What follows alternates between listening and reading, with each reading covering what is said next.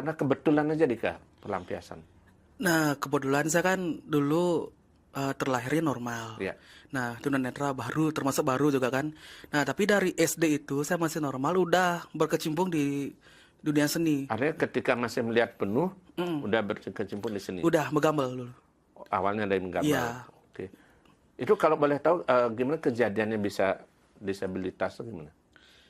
Itu karena saraf mata saya lemah, itu di usia 8 tahun udah divonis iritasi.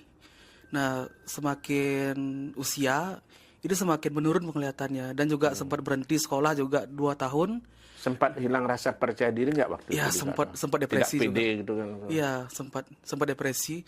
Terus 2010 itu saya masuk ke SLB dan itu saya lebih kecimpung di musik nasional.